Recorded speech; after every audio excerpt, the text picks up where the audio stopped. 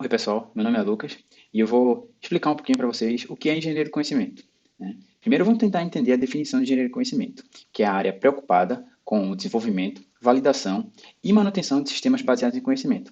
Mas calma, o que significa isso? Isso significa que tem o conhecimento, a engenharia do conhecimento vai representá-lo, depois vai validar esse conhecimento e manter. Beleza, mas vamos tentar destrinchar um pouquinho melhor tudo isso e entender como é que funciona na prática. É importante a gente entender o que é conhecimento, né? Uma das definições do conhecimento é o ato ou faculdade do pensamento, que permite a apreensão de um objeto por meio de mecanismos cognitivos diversos e combináveis, como a intuição, a contemplação, a analogia, a experimentação, etc. E vamos tentar entender mais detalhadamente o que é conhecimento. Uma forma legal da gente entender é a gente comparar. Porque, por exemplo, a gente tem nossos olhos. A gente consegue perceber com ele uma intensidade e luminosidade. Então, isso é um dado que a gente tem através dos olhos. E isso a gente pode extrair informação, como se está claro ou está escuro. Mas o conhecimento é que, através das informações e com a experiência que a gente tem, a gente vai conseguir saber se está de dia ou de noite. Mas e por que é tão importante o conhecimento? É porque através do conhecimento, a gente tendo um problema, tendo dados, informações e a experiência, né, com conhecimento consolidado, a gente consegue achar soluções. Mas, voltando para a engenharia do conhecimento, é importante frisar que o nome em inglês se chama Knowledge Engineering e que é bastante famoso os Knowledge Engineers, que são os engenheiros do conhecimento, ou seja, uma profissão que trabalha diretamente ligada à engenharia do conhecimento. Mas para que serve a engenharia do conhecimento, né? A gente tem um engenheiro do conhecimento que vai entender, representar e validar esse conhecimento, mas para que tudo isso? A gente pode trazer um exemplo bem ilustrativo e bem recente da Covid-19, onde a gente tem médicos e pesquisadores descobrindo os sintomas que podem ser relacionados à doença do Covid-19. E aí, o engenheiro do conhecimento pode pegar esses sintomas, entender com os médicos que sintomas são esses, para representá-los, né, em uma base de conhecimento, validar se essa base está correta, e essa base pode servir a diversas pessoas, né, para saber se elas estão com sintoma ou não da doença. Então, a gente pode dizer que, através do conhecimento, a gente pode compartilhar com diversas pessoas e solucionar problemas delas. E por que existe a engenharia do conhecimento? É importante frisar que a engenharia do conhecimento existe porque a gente tem muito menos especialistas do que pessoas em certas áreas. Então, por exemplo, na medicina, a gente tem muito menos médicos do que pessoas no mundo. Então, eles possuem um conhecimento, né, os especialistas, que muitas vezes acaba sendo importante para as outras pessoas. E a engenharia do conhecimento vem como uma forma de representar para compartilhar com diversas outras pessoas. A gente também não pode esquecer que, através do sistema de conhecimento, a gente consegue servir muitas pessoas e dar a oportunidade de pessoas que não têm acesso aos especialistas terem uma solução ou terem um caminho para solucionar seu problema. E é importante lembrar que isso pode gerar um ciclo. Então, no sistema bancário, né, a gente tem informação que pode ajudar os médicos, e os médicos têm informação que pode ajudar os juristas, e os juristas, o sistema bancário. Então, a gente consegue criar ciclos onde as pessoas se ajudem, né, e também vivam. É importante lembrar que se a gente fosse, com um pequeno número de especialistas, servir todo mundo que tem no mundo, os especialistas teriam que trabalhar 24 horas por dia o tempo todo, mais do que o normal. Com a representação do conhecimento, a gente pode dar uma folga para eles, afinal, o conhecimento ainda está sendo transmitido para diversas pessoas. Mas quando é que é usado a engenharia do conhecimento? Primeiro, a gente precisa ter essa necessidade, ou seja, menos especialistas do que pessoas, né? E que as pessoas precisem desse conhecimento do especialista. Então, com isso, a gente representa o conhecimento e tem que validar. É importante lembrar que nem todo conhecimento é facilmente representável e validável. Então, é importante essa característica também. Com ele representado e validado, a gente pode, assim, solucionar o problema de diversas pessoas. Se a gente voltar para o nosso exemplo de Covid-19, sintomas vão surgindo e desaparecendo conforme as pessoas vão descobrindo cada vez mais sobre a doença. Então, manter essa base de conhecimento é de extrema importância. É bom ter muito cuidado também com o senso comum. A gente pode levar muitas respostas pelo senso comum. E aí, por exemplo, uma pessoa desmaiada, ela pode ser facilmente confundida com uma pessoa morta através de um sistema de conhecimento se a gente não tomar os devidos cuidados e se a gente não representar bem o conhecimento. É bom lembrar também que ele é usado em diversas áreas hoje em dia, né? Não só na medicina, como foi o exemplo que eu dei, mas é muito usado em web semântica, gestão do conhecimento, importantíssimo, mas as empresas precisam ter essa base de conhecimento e de base de conhecimentos em gerais que podem servir para diversas áreas, não só para empresas e não só para a web. Oi, meu nome é Roberto e eu vou dar a continuidade aqui falando um pouco mais de como funciona essa tal de engenharia do conhecimento e como ela faz de uma maneira geral para criar esses sistemas baseados em conhecimento.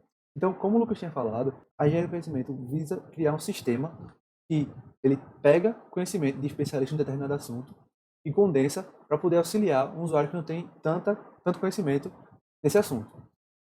A engenharia de conhecimento, ela define 5 passos para criar um sistema baseado em conhecimento. O primeiro passo é identificar um problema. Não existe uma metodologia 100% efetiva de você achar um problema. Os problemas existem. Então, para se encaixar na engenharia do conhecimento, tem 3 perguntas que ajudam a guiar, a, a definir se ele participa ou não da engenharia do conhecimento. A primeira pergunta é: esse é um problema para usuários comuns, que não é para um especialista nessa área. Então, se um especialista ele consegue resolver isso, está de boa. Mas se o especialista não, se é um problema até para um especialista, então não faz sentido você criar um sistema baseado em conhecimento a partir desse problema. A segunda pergunta é: existe um domínio mais ou menos definido para esse problema? Ou seja, esse domínio desse problema é bem definido, você consegue encontrar padrões de como o especialista age com esse problema para criar um sistema, uma base de conhecimento. E o terceiro é: a lógica de raciocínio de um especialista ajudaria um usuário comum? Ou seja, ver se esse sistema pode intermediar, pode tirar um intermédio entre o especialista e o usuário comum, e ele pode resolver o problema do usuário comum sem o especialista. A segunda parte é a identificação do domínio. Então, depois que você definir o problema, definir o domínio, ou seja, definir o quão específico você vai ser com esse sistema. O que é que vai estar dentro, o que é que não vai entrar nesse sistema, o que é que ele vai resolver, o que é que ele não vai resolver. Porque não adianta querer resolver todos os problemas do mundo, porque não vai ter tempo para resolver e vai ser praticamente impossível de criar uma base de conhecimento tão boa para resolver todos esses problemas. Definido o domínio desse problema, então é a hora de encontrar especialistas no assunto. Então, essa é a hora de encontrar as melhores pessoas nesse assunto para poder criar a base de conhecimento. E essas melhores pessoas são especialistas, não é o engenheiro do conhecimento, porque o papel do engenheiro do conhecimento não é pesquisar sobre o assunto. É importante que sejam diversos especialistas de diversas áreas, mas que atacam esse mesmo problema, para que você possa criar uma base de dados. E que também exista informação diversa sobre um problema, para você poder chegar na solução o mais rápido possível. Encontrar especialistas, é importante definir frases, tanto para o problema, como para as respostas que esse sistema vai dar. Porque é muito fácil, durante o processo de criação, se perder e não conseguir atacar o problema. Então, dessa forma, com a frase bem definida, é bom para manter o foco e atacar esse problema. Também é importante definir as respostas, porque existem 4 tipos de respostas que o sistema pode dar. Primeiro, ele pode só diagnosticar um tipo de problema e definir a granularidade, se é macro ou se é micro. Segundo, ele pode dar informações sobre o problema, dado que ele diagnosticou, ele pode dar informações para o usuário sobre esse problema. Terceiro, dado que ele está dando informações, ele pode dar algumas ferramentas e alguns passos para o usuário solucionar esse problema. E o quarto, que é o mais completo de todo, ele consegue guiar o usuário a como resolver esse problema. Depois de definir os problemas e respostas, é importante fechar realmente o escopo, como se fosse um projeto de engenharia de software. Então, definir o que é que realmente esse projeto vai atacar. Qual vai ser as soluções que ele vai entregar e quais são realmente o problema. Para não prometer demais para o usuário e também não atacar nada. Então, é bem importante definir esse escopo.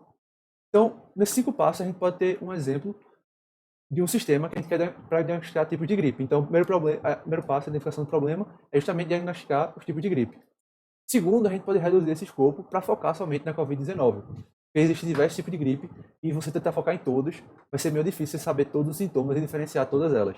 Dado que a gente fechou o escopo em Covid-19, então agora é hora de encontrar especialistas. Então, quando procurar médicos, não procurar somente infectologistas, procurar intensivistas que trabalham no TI, que estão lá vendo o que está acontecendo com o paciente, procurar enfermeiros, pneumologistas, que vão conseguir agregar conhecimento sobre esse assunto de diversas óticas.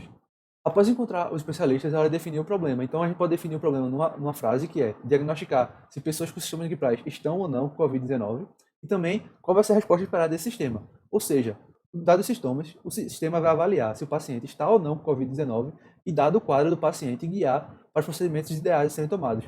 Então, ver como está o paciente e guiar ele para, tem que ser internado, tem que fazer o teste, para poder evitar o contato com o especialista e poder disseminar esse sistema e atingir a maior parte das pessoas.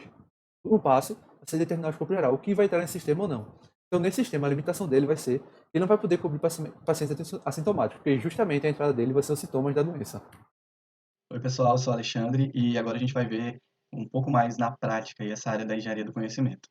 Bom, como o Lucas já trouxe para a gente, nós temos diferentes aplicações, porque trata-se mesmo de uma área guarda-chuva. E como diferentes aplicações, a gente mantém ainda o propósito inicial dela, que é a construção de sistemas baseados em conhecimento, como, por exemplo, sistemas especialistas, mas tem também outras áreas fortes, por exemplo, relacionadas a ontologias de diferentes domínios, muitos deles puxados pela área de web semântica, e nisso a gente consegue ver, por exemplo, o vocabulário esquema.org, que facilita em buscas, indexação, e o mais comum atualmente, que são os projetos de gestão de conhecimento. E a gente vai ver, inclusive, um pouco mais na prática esse sistema no exemplo que a gente vai ter a seguir. Mas antes disso, a gente vai ver uma parte bem importante aqui da área de engenharia do conhecimento, que é voltada para as metodologias e frameworks. E eu aproveito para fazer um paralelo lá com a área da engenharia de software, porque aqui nós também temos essas metodologias que vão facilitar o processo de desenvolvimento de sistemas baseados em conhecimento e vão trazer etapas, processos, ferramentas que podem ser utilizadas nessa criação desses sistemas. Bom, primeiro nós temos a Vital, que é uma metodologia voltada para grandes aplicações e tem o seu ciclo de vida baseado lá no modelo cascata, diferentemente do Mike, que é um framework baseado no modelo espiral, assim como o OTK, ou On-to-Knowledge, que também tem esse ciclo de vida iterativo e incremental. Temos também o XP.K, que se você se lembra lá da engenharia de software, do Extreme Programming, é o XP, só que voltado para sistemas baseados em conhecimento. E temos também o Common CADS e o Mass Common CADS. O Common CADS é a metodologia mais utilizada e o Mass Common CADS é uma variação dessa metodologia voltado para sistemas multiagentes.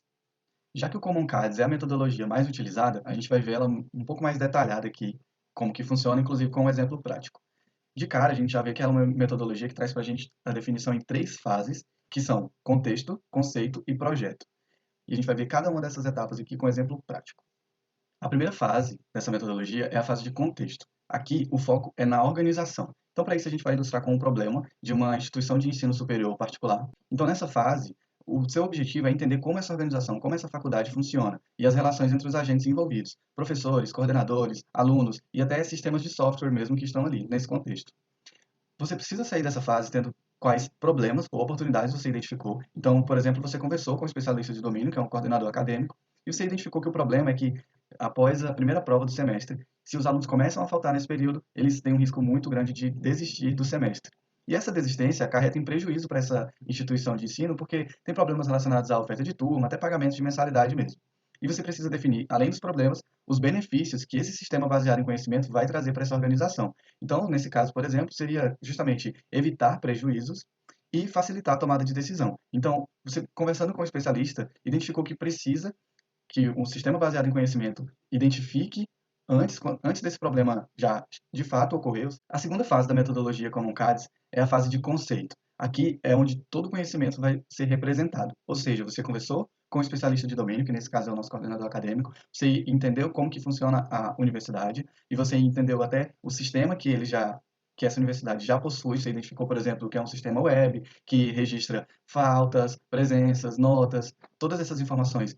E para isso, você vai modelar esse conhecimento, você pode utilizar linguagens e sistemas nessa etapa aqui. Como exemplo, eu trouxe a RDF-Lib, que é uma biblioteca em Python que permite que você trabalhe com o RDF, que é uma das linguagens voltadas para a representação do conhecimento.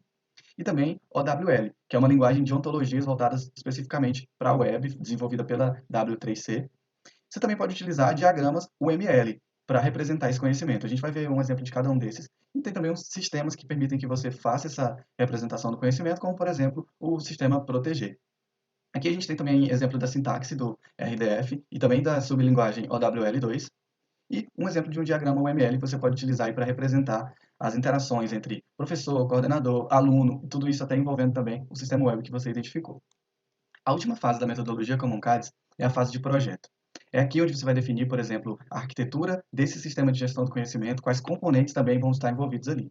No nosso exemplo, o engenheiro de conhecimento identificou que já existe um sistema web que tem os dados, e aí eu lembro lá do que o Lucas falou. Então, esses dados eles já existem, inclusive estão armazenados em um SGBD. Você percebeu, como engenheiro do conhecimento, que precisa que esses dados passem por alguns processos ali, como, por exemplo, extração, transformação e carga, e você optou por uma abordagem utilizando um Data Warehouse, que é uma ferramenta que você pode utilizar nesse processo de transformar os dados em informações ali que vão ser consultadas para gerar conhecimento. E aí, como uma ferramenta que você pode utilizar nesse processo, tem, por exemplo, o Pentaho, o Pentaho Data Integration. E além do Data Warehouse, você, como engenheiro do conhecimento, identificou também que precisa de um sistema com visualizações em tempo real, com dashboards, com previsões ali, notificações do sistema para esse gestor, para facilitar mesmo que esse conhecimento chegue a ele, para que ele consiga tomar a melhor decisão possível. Então, o que anteriormente era dúvida, de como fazer esse processo de tomada de decisão, e tendo esse sistema de gestão do conhecimento, vai gerar novas informações em quais decisões são as melhores a serem tomadas ali dentro desse contexto.